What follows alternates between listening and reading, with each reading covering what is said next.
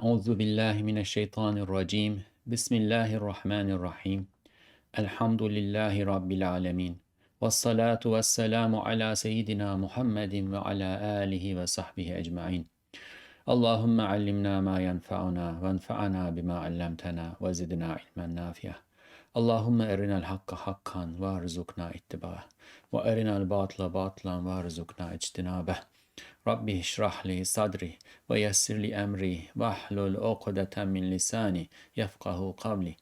Assalamu alaikum wa rahmatullahi wa barakatuh. Welcome to the Reflections on the Risale-i Nur by Bediuzzaman Said Nursi podcast series. This is Mustafa Tuna. You can listen to the episodes of this series wherever you get your podcasts or at the website www.reflections-rn.org. You can also watch the recordings at the YouTube channel Reflections RN. Inshallah, you can access the videos from the website too. So we will continue reading, reflecting upon the 22nd word in this episode. And the 22nd episode provides indications, demonstrations for the existence, oneness, and some of the attributes of God. We began the treatise with a story in which we imagine two friends who take a bath and lose their senses, take a bath in a pool and lose their senses, and all of a sudden find themselves in a country that they did not know before. This looks like a country, in one respect like a city, in one respect like a palace. One of them is intelligent and recognizes the situation, and this place must have an owner, and they must abide by the demands of the owner. They should look for the owner. The other one does not want to do that. He is too stubborn and he wants to not submit to any regulations. So the fortunate, intelligent, believing friend tries to convince the stubborn friend about the existence of an owner for this place. And they have a discussion, and the fortunate friend says, I'll provide 12 demonstrations. We are going through those demonstrations. We are still in the story. Once the story is over, in the second station or second section of this treatise, we will move on to the reality of the representation that in this story. From time to time, Ustad Nursi gives us some side notes that point to the reality of those indications, but we will have a full section about those realities, inshallah. So we read through the first 7 demonstrations. Now we are going to read the 8th, inshallah. Bismillah. Gel ey nefsim gibi kendini akıl zanneden akılsız arkadaş. Şu sarayı muhteşemin sahibini tanımak istemiyorsun. Halbuki her şey onu gösteriyor, ona işaret ediyor, ona şehadet ediyor. Bütün bu şeylerin şehadetini nasıl tekzip ediyorsun? Öyle ise bu sarayı da inkar et ve alem yok, memleket yok de ve kendini de inkar et, ortadan çık. Yahut aklını başına al, beni dinle. Come, O friend, who, like my lower soul, presumes itself intelligent. You don't want to recognize the owner of this magnificent palace, yet everything shows him, points to him, and bears witness to him. How can you repudiate the testimony of all of these things? In that case, if you want to repudiate all the testimony of all these things, in that case, repudiate this palace too. Say, the realm does not exist, the country does not exist, and repudiate yourself as well, and disappear. Or, if that's not your choice, come to your senses and listen to me. So, of course, this is, in one respect, an address to the lower soul, and we all have that. We all have that lower soul that presumes itself intelligent and tries to find alternatives.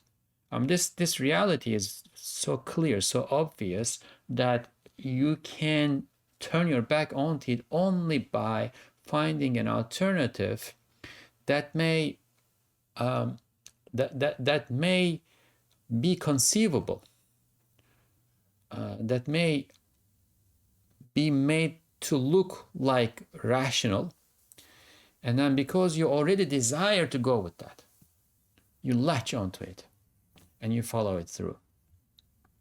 But if the judgment was left to pure intellect, uncorrupted intellect, it would not be possible, because there are so many indications, right? There are so many indications that point to that one owner in this country, that you can only repudiate the owner by repudiating the indicators, right? They're all pointing to a direction. Like imagine you are going on a highway and you have a destination. You don't know exactly where this destination is, but let's call that destination truth. You are going to truth.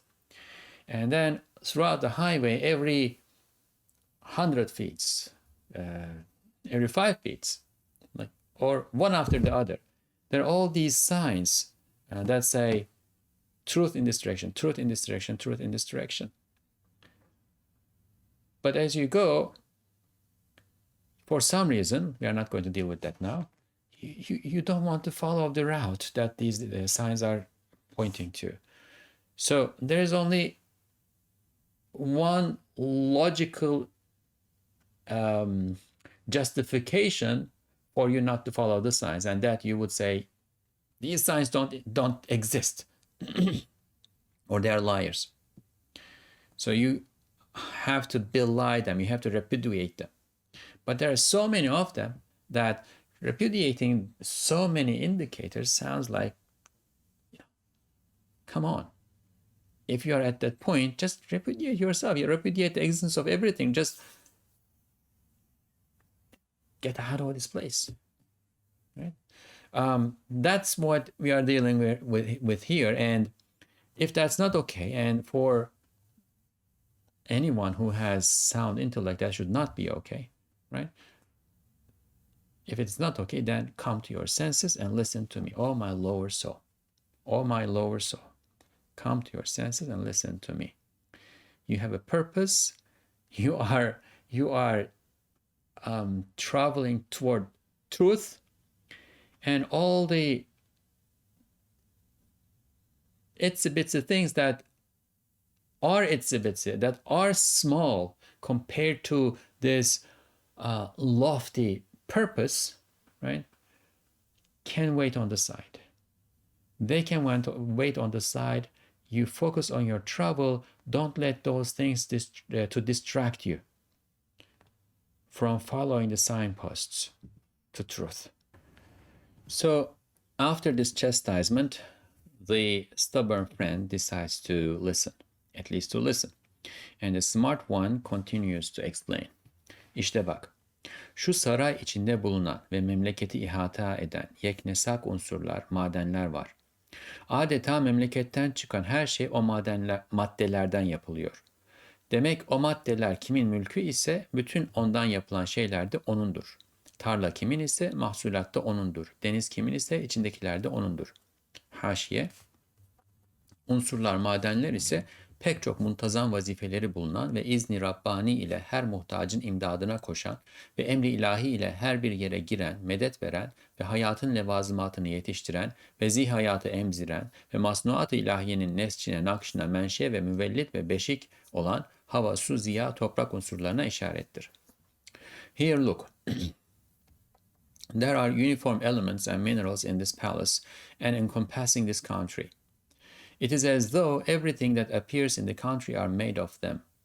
That means whosever those matters are, everything made of them is also his. Whosever the field is, his is the harvest. Whosever the sea is, his is its contents. And we have a side note here. The elements and minerals point to the elements of air, water, light, and soil, which have many orderly duties, rushing to the aid of all needy ones with the Lord's leave, and with divine command entering everywhere, rendering assistance, procuring the requirements of life, suckling the living beings, and being a source, progenitor, and cradle for the weaving of divine artifacts. So let's think about this. There are uniform elements and minerals in this palace and encompassing this country, and Ustad Nursi says that the elements and minerals point to the elements of air, water, light, and soil. Now, this is ancient Greek philosophy. The ancient philosophers identified four elements as the fundamental building blocks of everything in the material realm. Sometimes the elements can change. Light, for instance, can be replaced by fire, so it can be air, water, fire, and soil. And of course, today we have a different understanding of this issue. We think of atoms as the building blocks of the universe, or you can even go deeper, smaller than that, and think about subatomic particles. But atoms are, as far as we can follow precisely, and they are the ones who present this uniform structure. So a gold atom, for instance, is a gold atom everywhere. There can be small changes, but it has essential properties that we can recognize as the gold atom. So the point, though, is the Risale-i Nur is not a physics book or a biology book or a chemistry book, as the Qur'an is not a physics, chemistry, or biology or astronomy or whatever book. The point here is not to identify the elements or the fundamental building blocks of the universe. The point is we look around and we see that this universe or this country, we are still in the representational story, this country is made up of uniform looking elements and or minerals, iron or mercury or copper and so on and so forth. And these are everywhere. In the story, we went around the country, we saw everything, and what we noticed is that these elements are everywhere. They're encompassing the country. There is nowhere in the country that we are observing where you cannot or you do not find these elements. And also importantly, there are so many artifacts in this country, and they're all made of these elements. So the conclusion Ustad Nursi offers from here is that means whoever those matters are, everything made of them is also his. Now, in order to fully grasp what he's talking about here, we need to recognize a nuance between possession and ownership. Ownership is true ownership, having rights on it. Absolute rights. You can having the ability to dispose of and do so in a rightful manner. So if I say that I own this pen, in the true sense of the word, I would not be telling the truth because I possess this pen. If I owned it, I would need to know. I would have to have full control over all aspects of the pen, down to the subatomic particles of the pen, and I would have to be able to prevent the pen from parting me or myself from parting the pen. So by definition, then, nothing that is mortal or temporal can truly own anything. It is only, but in the story, it's only this hidden hand, the hidden owner. And in reality, it's only God who owns everything in a true sense. So we went around and we recognized that everything is made of these elements. And to claim true ownership on anything, whoever is making that claim has to have true ownership on the elements, because if the possessor, let's use the word possessor now, the possessor of those artifacts, say, again, the pen, right? This is an artifact, and I am the possessor of the artifact, the pen. If I don't have power, control, disposal rights, and ability on the elements that made this pen, I cannot be its true owner. I can be possessing it, which all that means is that it is in my hands right now. It may have been given to me in trust, therefore it may be in my possession, but I cannot own it. I cannot claim ownership on it. So we go around and we see that there are these simple things, a certain number of them, and Ustad Nursi uses here the 4 elements. Perhaps that makes it easier, simpler, because he does know about the atoms. Otherwise, he knows the names of the elements and so on and so forth. But this makes it simpler. So everything is made up of these 4 things.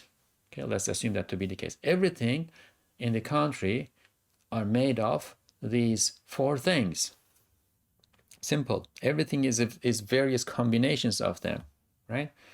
What that means is that whoever these elements are truly, whoever owns these elements, right, is the owner of all these other things too, because whenever he wants, he can take his elements away, he can take them apart, he can put them together in other ways, right? So the ownership of the elements then indicates the ownership of the artifacts too. Whoever the field is, his is the harvest. And that's by analogy from our own human laws, right? The field belongs to me, the harvest is mine. If you work on it, I may give you a payment, I may pay you, right? But I will be paying you for your labor. I will not be paying you, I will not be giving you a share of my harvest. You and I can agree to conceptualize a share of the harvest as your payment, but otherwise, I can pay you out of my pocket and tell you not to touch the harvest. I have full ownership on the harvest, and I can decide what to do with it or about it. Whoever the sea is, his is its contents, the same idea. Now, the elements and minerals point to the elements of air, water, light, and soil. We talked about this. The more important part, the part that is more important than how many elements there are out there, is that we recognize that these 4 or 114 or however many elements have orderly duties. Whatever is happening here is happening because of the orderly ways that these elements are behaving. They are rushing to the aid of all needy ones with the Lord's leave. They are rushing to the aid of all needy ones, and we talked about this in more detail in the 7th demonstration. One simple example is how water, right, evaporates from the oceans, becomes clouds, and travels all the way inland, sometimes 200 kilometers, 300 miles, and rains there on the mountains, and then flows through the mountains down to the plains, and it's soaked into the soil, and there are those like mushroom fibers that soak up the water and then carry them to the tree, and then through the veins of the tree it travels all the way to the branch of the tree, and there it reaches a flower, the petals of a flower, and the flower needs it.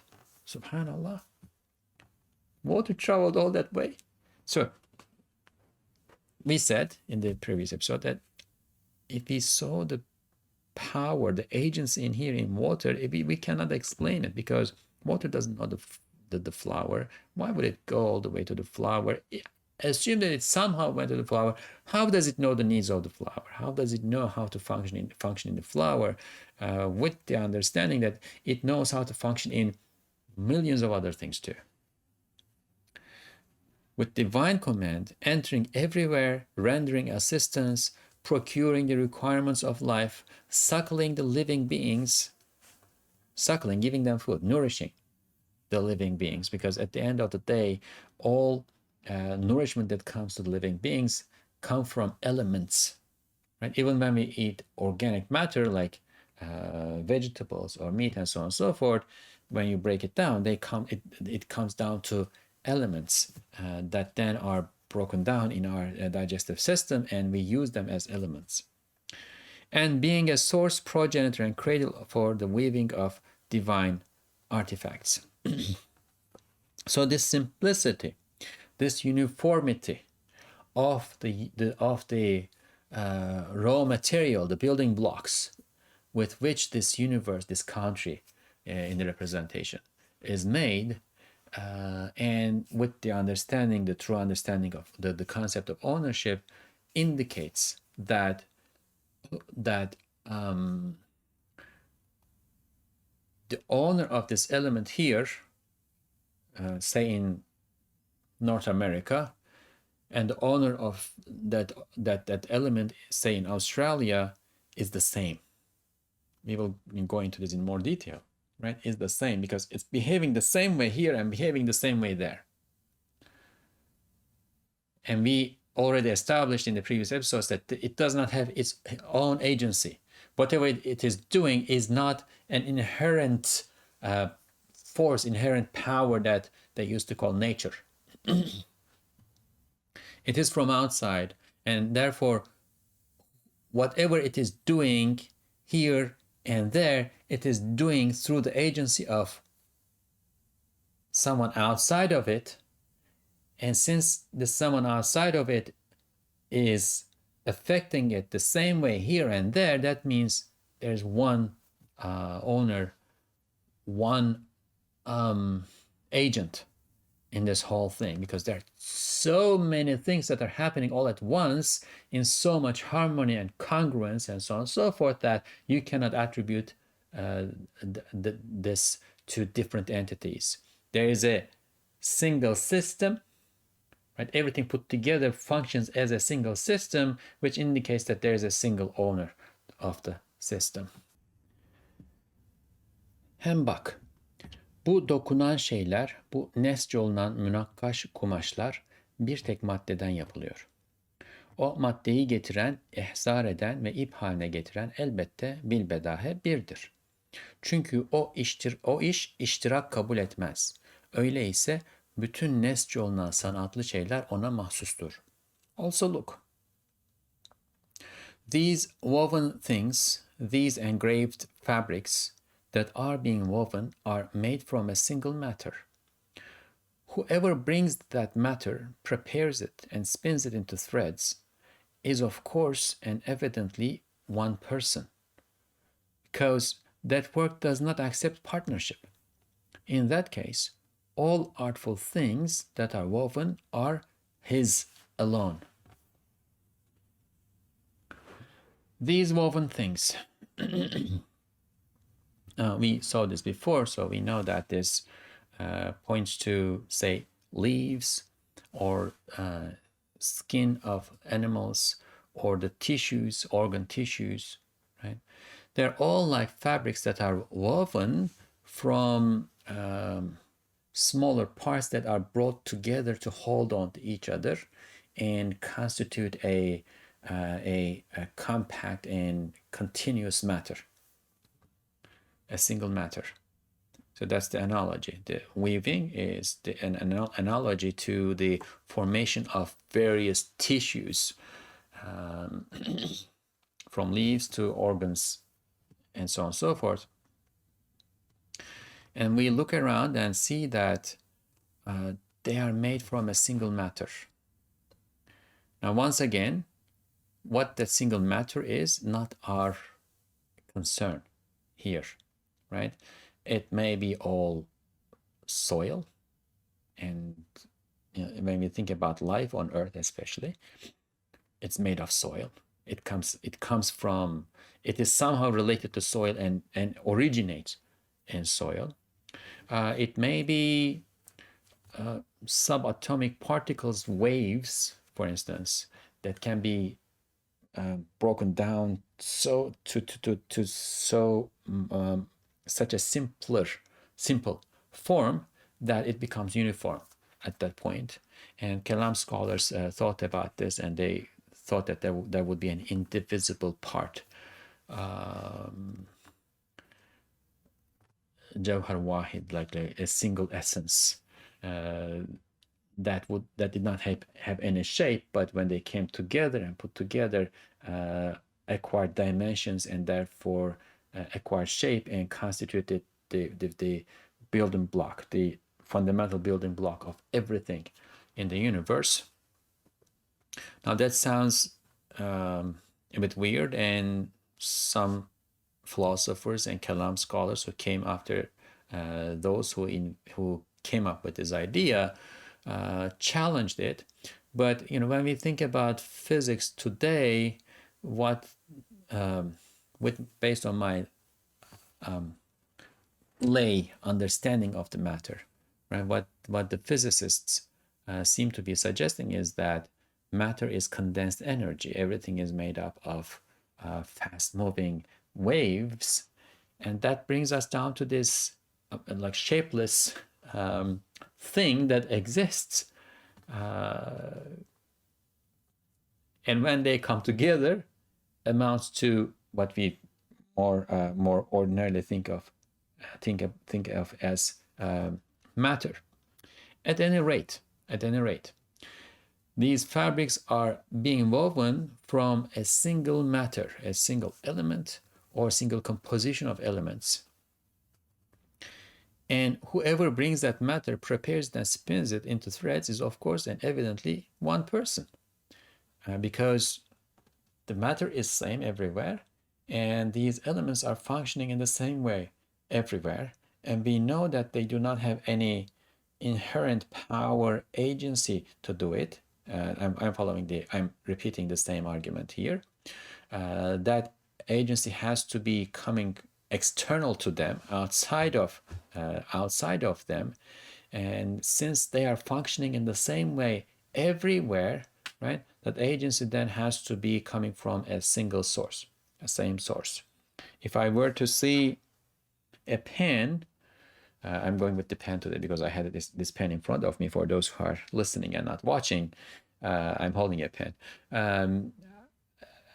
If I see a pen, I see that it is gray. It has this certain round shape and length, and it has ink in it, and it has these inscriptions on it that say blah blah blah.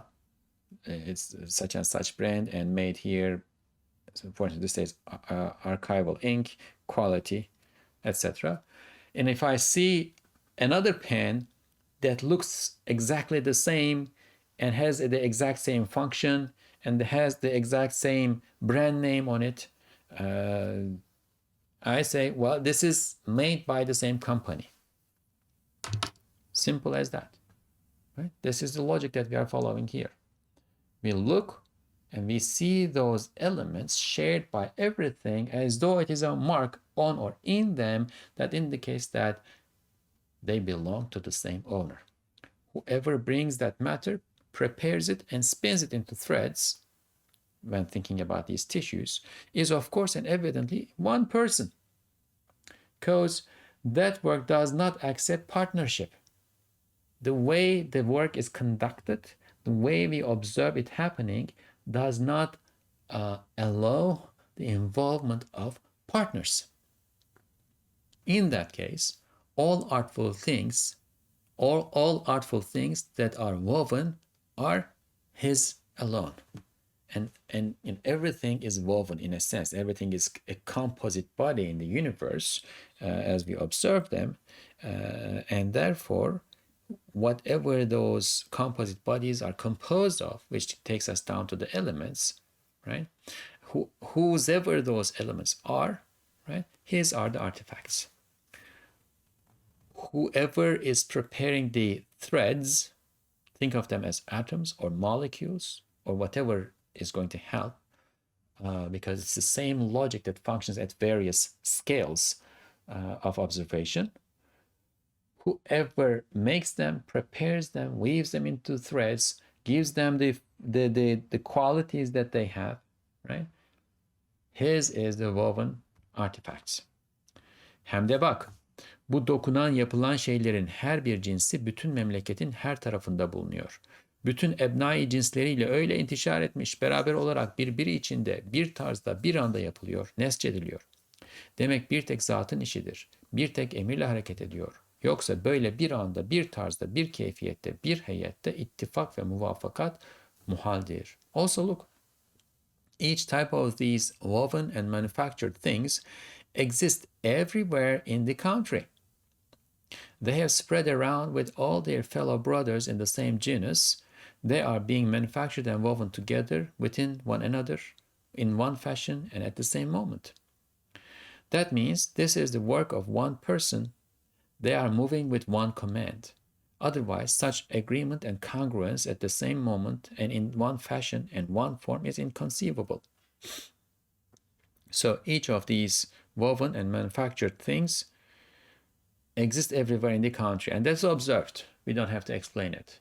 We have trees everywhere in the country. We have rocks everywhere in the country. We have water everywhere in the country, and so on and so forth. They have spread around with all their fellow brothers in the same genus. Now, genus is a term of logic, and it's not essential for us to understand what it means in logic here. What we should know is that, say there are trees everywhere in this country. There are trees in, once again, North America. There are trees in in Africa. There are trees in Australia, in Asia.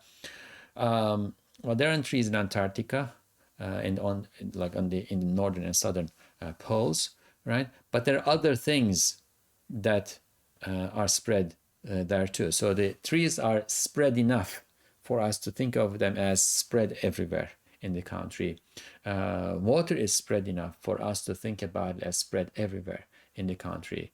The animal genus, for instance, the category of animal is spread enough everywhere in the country, and so on and so forth. They have spread around with all their fellow brothers in the same genus. They are being manufactured and woven together, so there is a continuous occurrence. The trees, for instance, drop their leaves in the fall, and then they shoot leaves again in the spring. Or trees die and new trees are coming. Whales reproduce. So one whale dies, but two babies survive, and then those babies grow up and they become adults, and they also reproduce, and there are new babies. So there's a constant occurrence, and when we think carefully about this, we recognize that they are being made. They are not just happening.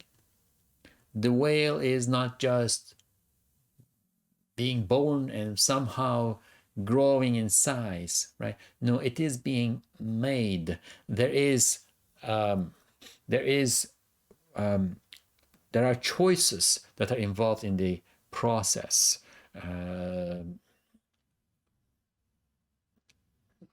One year there is more fish for the whales to eat, and the next year, for some reason, there is less fish. So somebody arranged this. Somebody arranged the currents of the ocean, and the temperature, and the food content of the parts of the ocean for the whales to be able to survive. So there are choices. There is will. Somebody wills this. Somebody chooses and decides that this is going to happen. And perhaps even more obviously, there is power. Things are happening, and things are happening as a result of things having an effect on other things.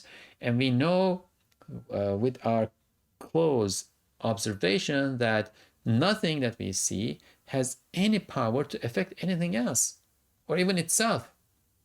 So there is power that's coming to this whole system from outside and disposing in it, right? So they are being manufactured. There is an occurrence, and that occurrence is an occurrence with agency, and the agent is external to what is occurring, external to the occurrent. They are being manufactured and woven together within one another. So this is also interesting. They are not just like, we don't have trees here and lines there, and it's not like a zoo where you compartmentalize all the animals so that they don't mix up with each other and hurt each other. No, they're all put together. They all have this proclivity to expand and spread, but at the same time, they are all keeping one another in check, or somebody's keeping them in check, so that each one of them spreads to a certain point that is designated for it, and it stops there. So the giant plane tree grows up to, say, 30 meters, but then it stops there. It grows up to 30 meters within 100 years, and then it lives for 900 years there without growing any further. Who stopped it? Why did it stop? The human being, right? Grows up to you know, 5'10", 175 centimeters or something, whatever, right? And stops there. And of course, there are exceptions to these things that are there to show us that this is being made by the choice of a all-powerful agent, a willing agent. And if he did not want, or if he does not want, he can will otherwise, and he has the option to do otherwise, as a result of which sometimes we are going to have these breaks from the norm, and that will be a person whose hormones will be unbalanced, and then will keep growing, and we will see that, wow, that's painful, and we, turn to God and say, we are grateful to you that you have not afflicted us with this trouble. We say Alhamdulillah. Woven together within one another, right? So that could have been the case. All trees could be growing unchecked. All herbs, all vines, all plants, all animals would be growing and reproducing unchecked, and that would be utter chaos here. Well, that's not the case.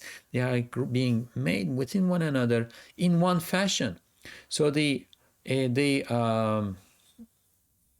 sparrow, right? The sparrow in my city is similar enough to the sparrow in the city 300 miles from here to be considered members of the same species in one fashion and at the same moment. So it's one sparrow is being made here, one sparrow is being made 300 miles from here at the same time, and they are being made in the same fashion. So whoever is making the sparrow in city X is seeing the sparrow in city B and is able to use the same knowledge and same power agency in city A and city B. And it's the same person. It is the same entity that's making these. That means this is the work of one person. They are moving with one command, right? Otherwise, such agreement and congruence, the sparrow in city A and the sparrow in city B are in agreement. And congruence, right? The sparrow in city A is in congruence with its environment, the insects that grow there, the seeds that grow there, the tree branches that provide a locus, a location for nesting for the sparrow, and so on and so forth. They're in perfect harmony, perfect congruence with the needs of the sparrow, and the sparrow is in perfect harmony and congruence with its environment, and so is the case for the sparrow in city B. Such agreement and congruence at the same moment and in one fashion and in one form, right, is inconceivable otherwise. What is otherwise? Unless all of this is given to one person, right? There is one person, one entity who is in charge, and if that were not the case, such agreement and congruence at the same time and in one fashion and one form would be inconceivable. Inconceivable meaning we cannot even conceptualize it, right? We cannot even, we can't presume it, right? We can presume it without passing any judgment. We can just, conceptualize. We can just conceptualize the idea, but we cannot pass any judgment about that idea to assume it to be likely. Like, we cannot assume its likeliness. The intellect does not allow this, right? It's inconceivable.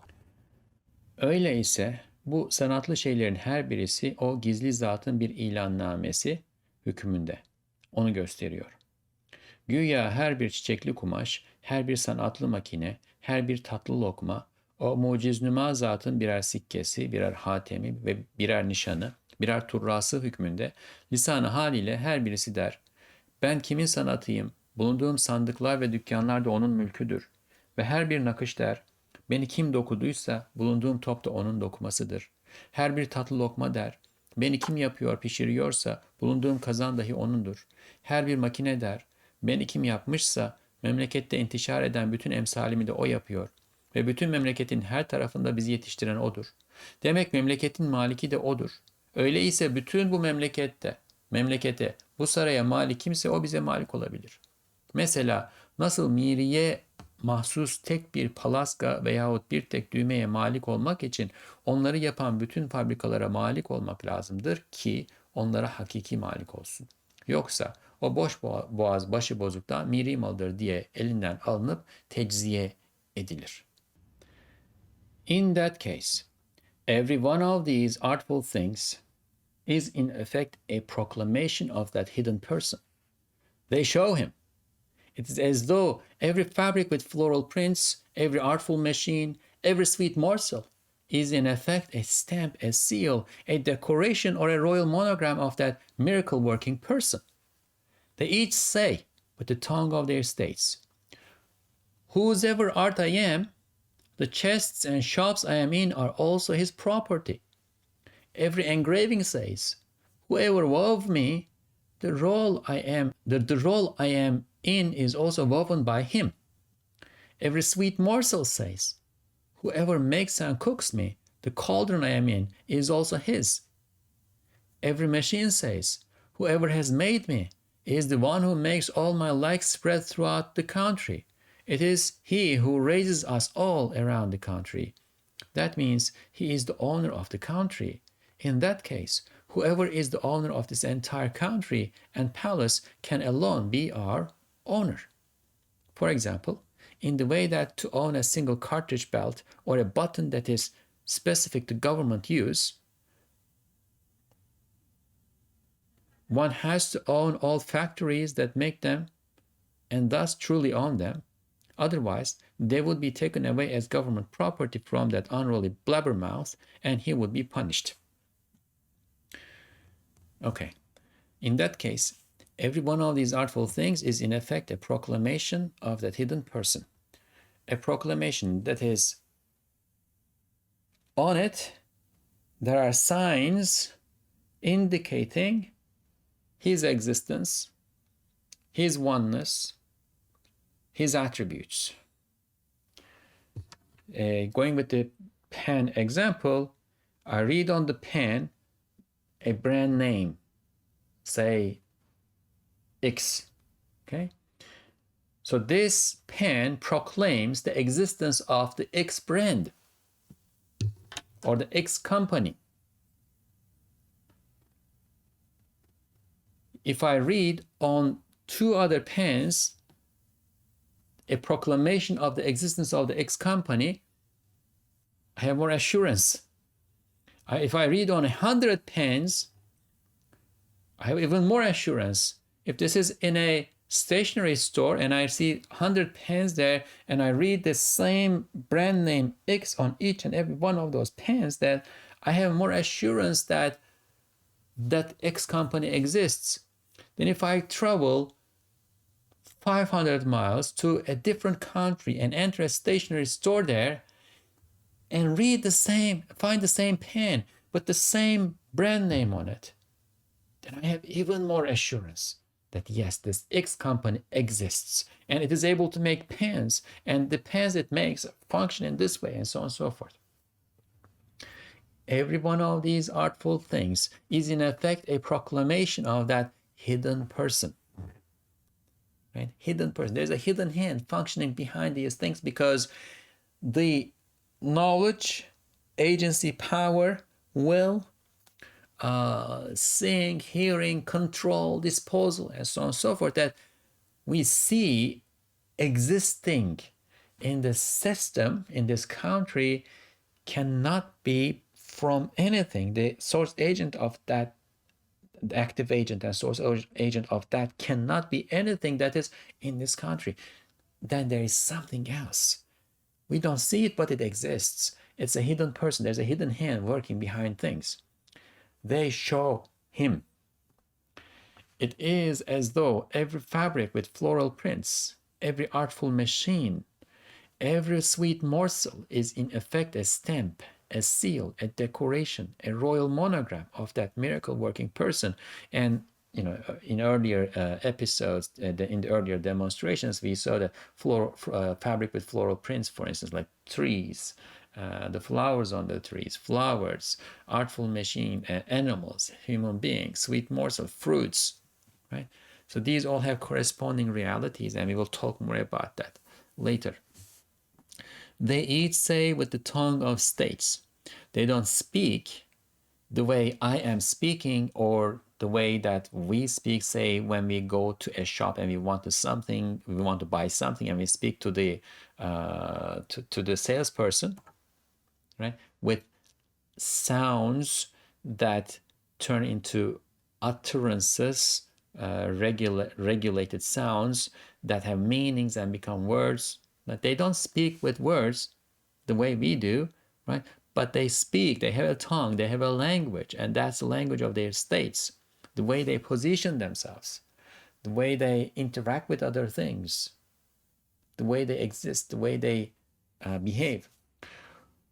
With the tongue of their states, they say, whosever art I am, the chests and shops I am in are also his property. Now we are looking at from in a sense, the other side. We first looked at the elements. The elements were simple. So if you think of the world as a sea of elements, for instance, right?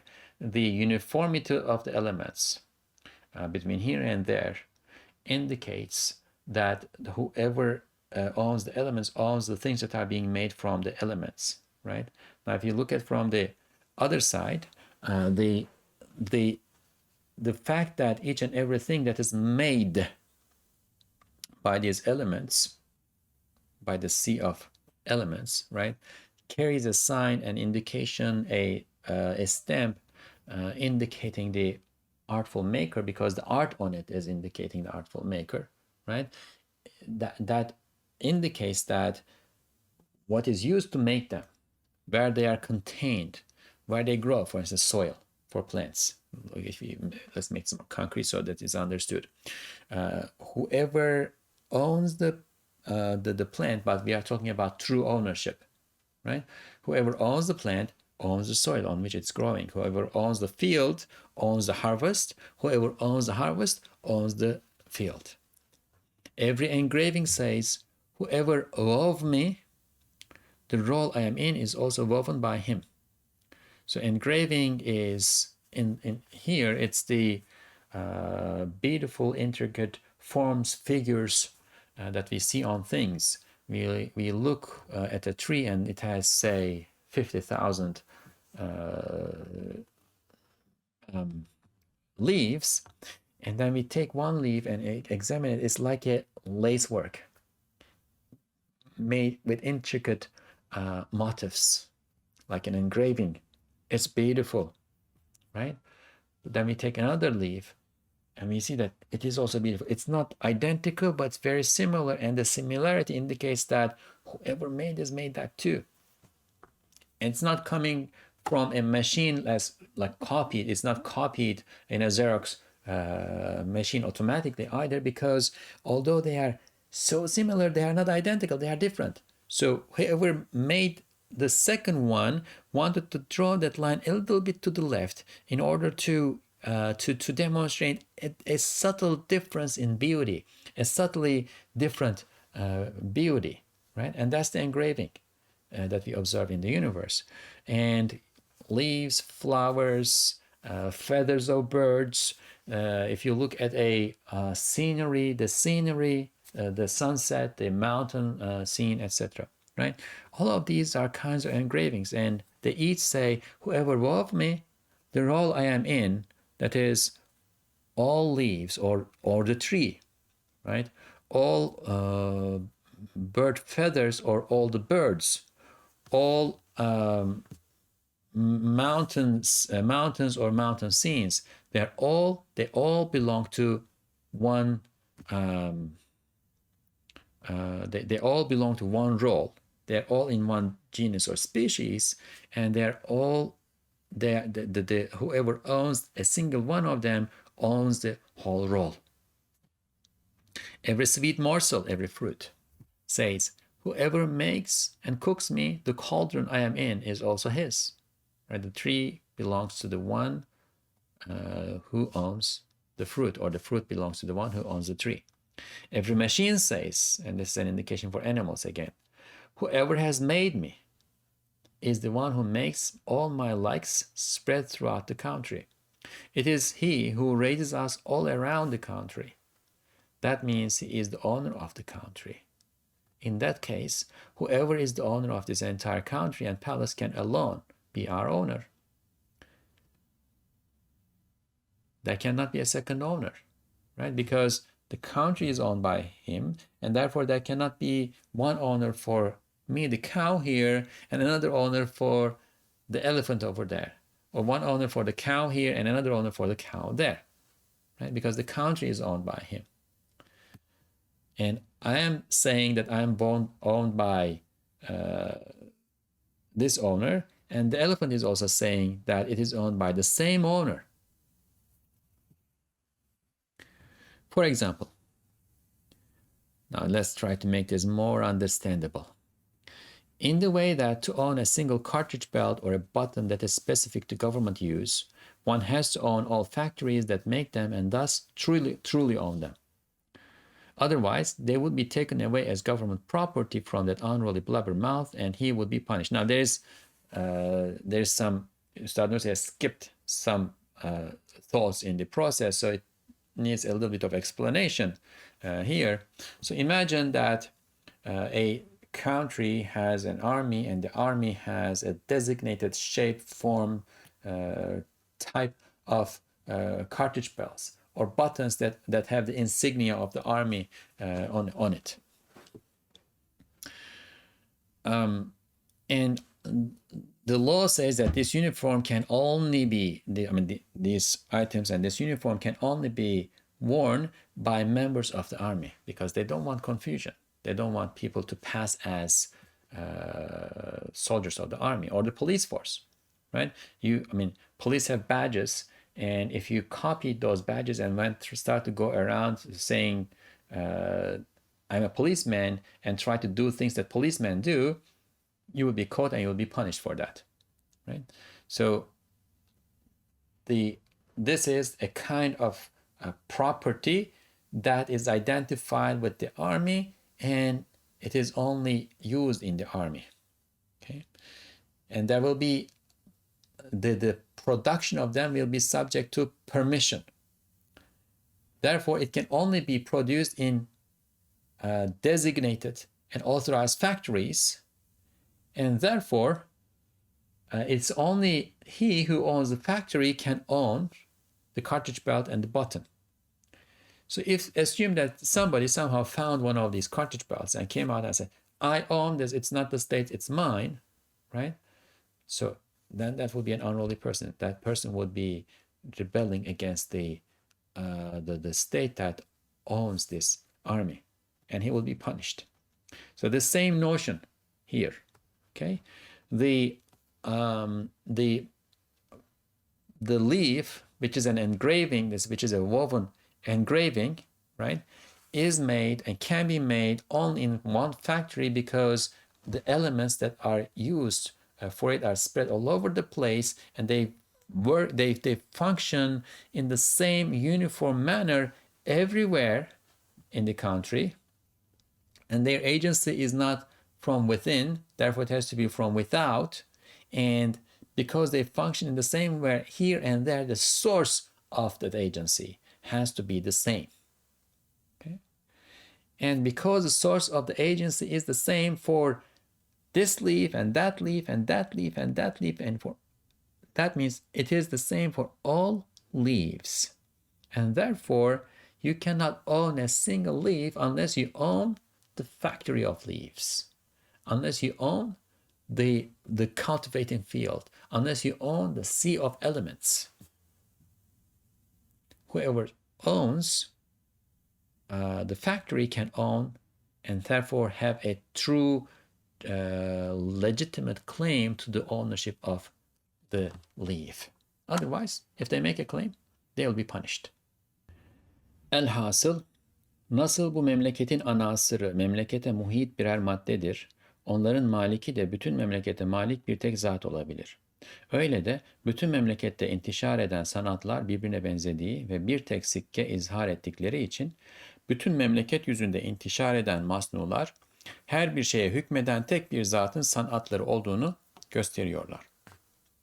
In conclusion, as the elements of this country are matters that encompass the country, and their owner can only be a single person who owns the entire country, likewise, because all arts spread throughout the country are similar to one another and demonstrate one stamp, all artifacts spread through the face of the country show that they are the art of one person who rules over every single thing.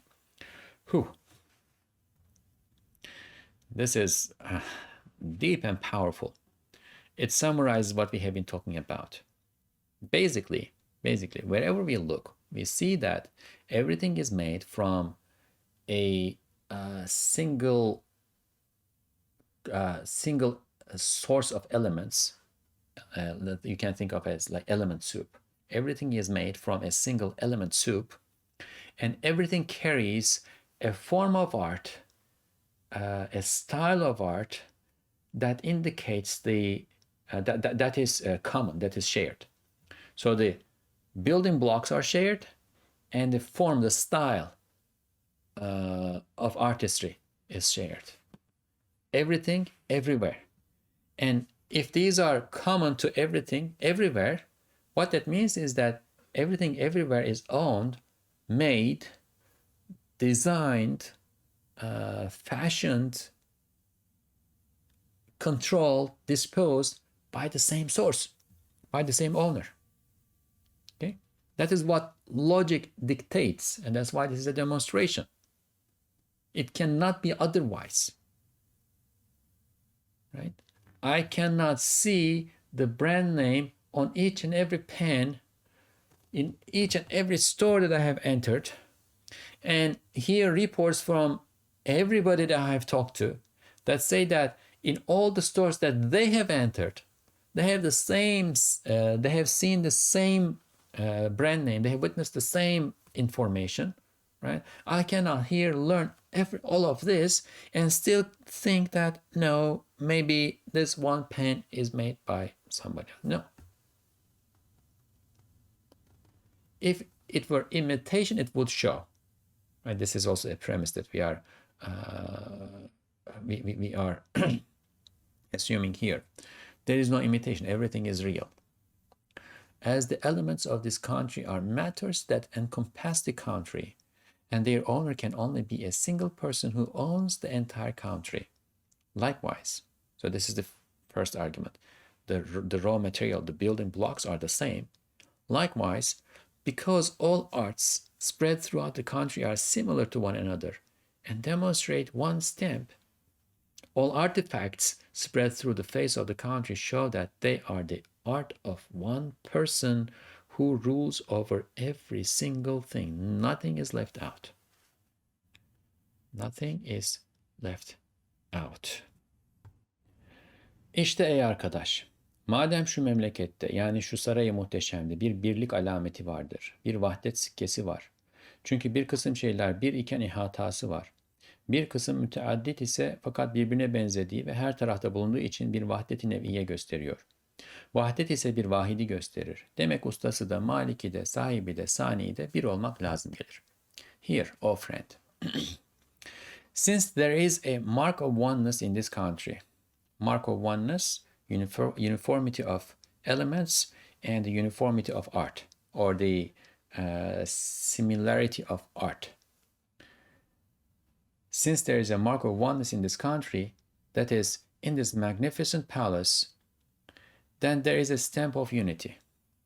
So this mark of oneness in the uniformity, commonality of the elements, and the similarity of the arts, right, in this magnificent palace, is a stamp of unity. Whoever made them, stamped each one of them, saying, I am the owner. I am the one. This is mine. For some types of things are encompassing while they are one. like elements. If you were to go with that idea of 4 elements, like air, right? If you broke it down, you would see that there are differences from one air molecule to another air molecule, right? But at the scale that we are looking, it's uniform. Or water, right? In the ocean, everything dissolves, and there is this proclivity to uniformity. So it's uniform. Light spreads through, and therefore there is uniformity. Some types of things are encompassing while they are one, and others are in multitude. There are subtle nuances, subtle changes in the art which amounts to engraving, but they demonstrate unity in species because they are alike and everywhere. So one individual sparrow specimen is different from another individual sparrow specimen, but we see enough commonality in their form, in their fashioning, in the way they behave, and so on and so forth. All of that, let's call all of that the artistry of the sparrow, right? Enough commonality that we identify them as members of the same species.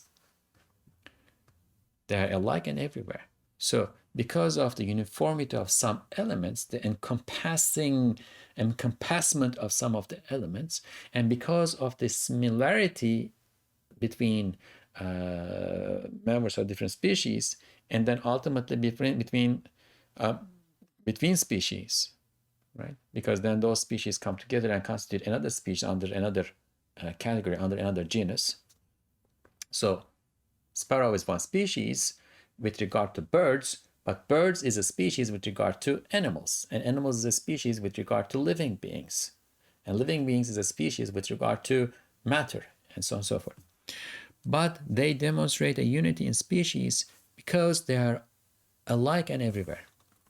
So there's the stamp of unity. We see it. Unity shows he who is one. The unity that we observe in the country, we are still in the representational story, right? The unity we observe in this country shows the one who caused this unity, i.e., the one. That means their master maker, their owner, their possessor.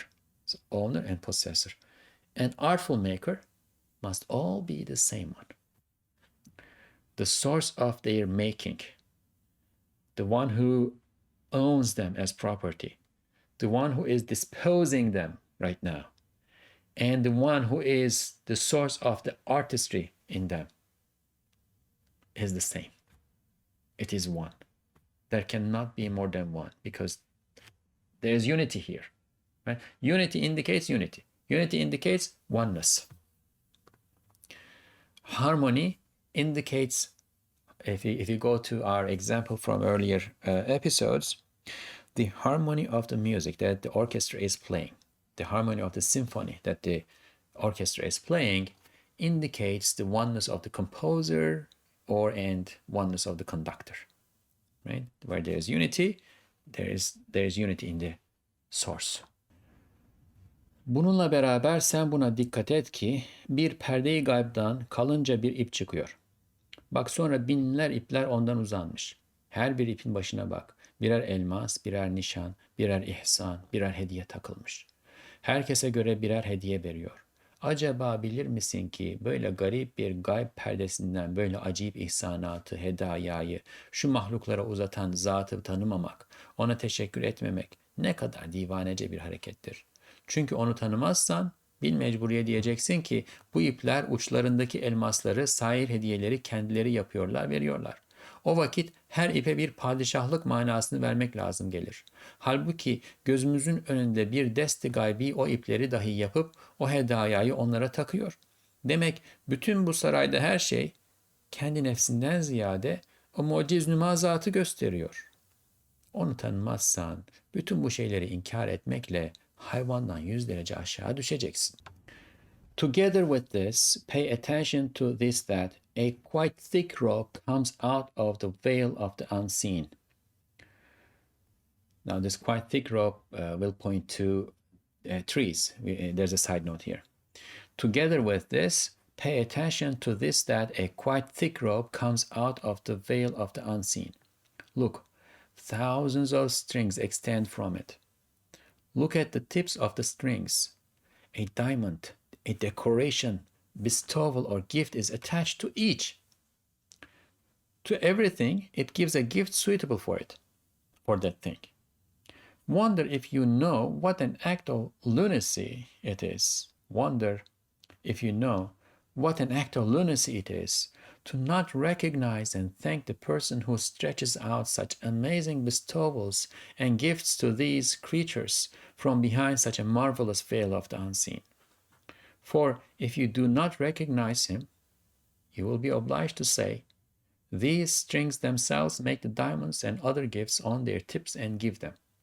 Then it will be required to consider each string a king, whereas before our eyes, that unseen hand is making those strings too and attaching those gifts to them.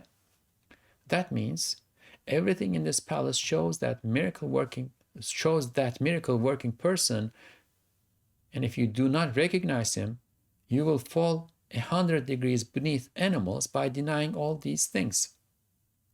Now the side note, kalınca bir ip meyvedar ağaca, binler ipler ise dallarına ve ipler başındaki elmas, nişan, ihsan, hediyeler ise çiçeklerin aksamına ve meyvelerinin envaına işarettir.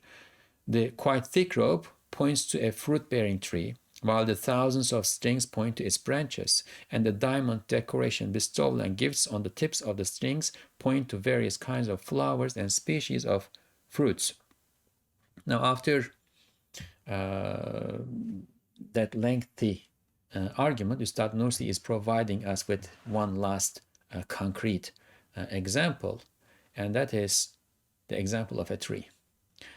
Now, as a side note, Ustad Nursi is not sitting in his room, closing his eyes and thinking about, okay, what example can I find for for my audience that's going to help them understand this. That's not the case.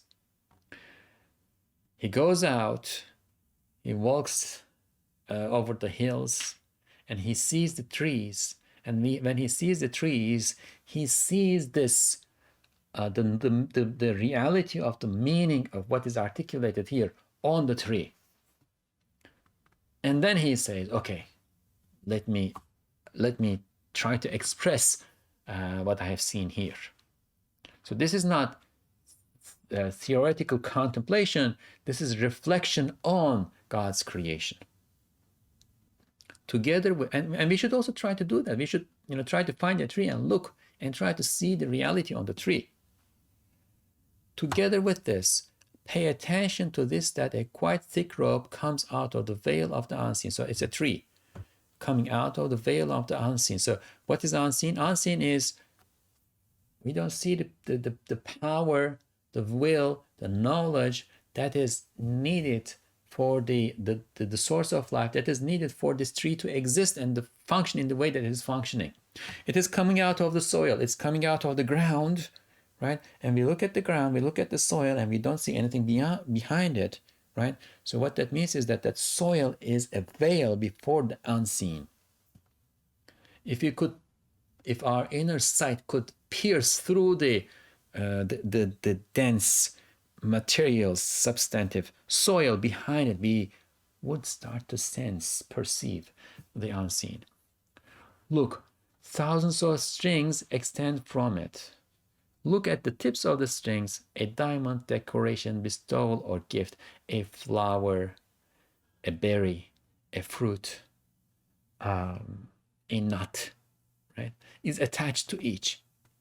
To everything, it gives a gift suitable for it, right? So there are thousands of trees, thousands of species of trees, thousands of different kinds of fruits, flowers, berries, nuts being produced. The squirrel needs the acorn, and squirrel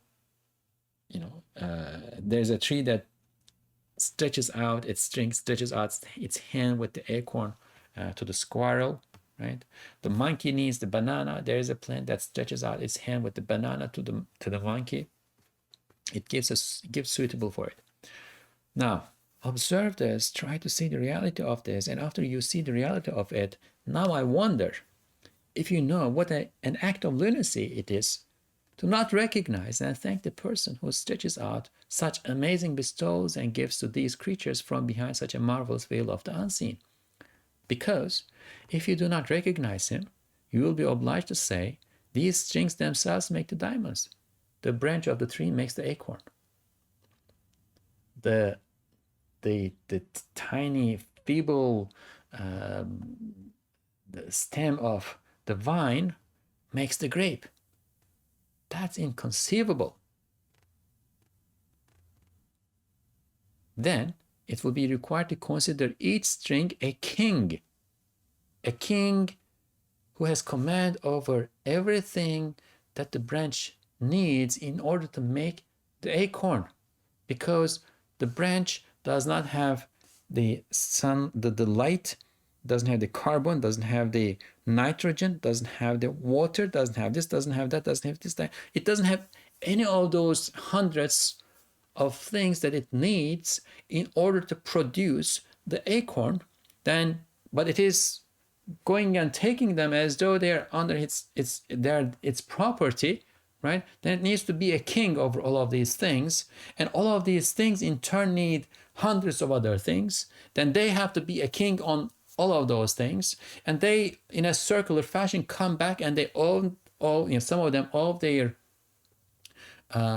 existence in appearance on the face of it to the acorn. So everything has to be a king over everything else.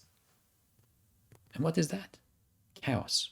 Whereas before our eyes, that unseen hand is making those strings too. Now, this is the other thing. Say you explain the acorn by attributing it to the branch. What are you going to attribute the branch to? The branch itself is being made. The tree, then what are you going to attribute the tree to? The tree itself is being made. The soil itself is being made. Unseen hand is making those strings too and attaching those gifts to them. That means everything in this palace shows that miracle working person. They point to, they show that miracle working person by their by their poverty, impotence, by the disproportionality between what appears on them and with their apparent obvious lack of power, right? The quite thick rope points to a fruit-bearing tree, while the thousands of strings point to its branches, and the diamond decoration, bestowal, and gifts on the tips of the strings point to various kinds of flowers and species of fruits. The branches of none of these flowers, the branches of none of these fruits have the ability to produce any of those flowers or fruits. And with their inability to do so and simultaneous act of doing so, they point to an external agency, an agency from without. And if you do not recognize him, you will fall at 100 degrees beneath animals by denying all these things. The branch is not only producing acorn. By producing the acorn, it is giving a message. There is a proclamation that it is reading. And by denying the king, you will be denying each and every branch of tree, each and every ant, insect, each and every animal, each and every element, each and every star, each and every planet, that are all proclaiming that he is one. You'll be repudiating them. You will be belying them. You will be insulting them. They will be offended. And they will go to the king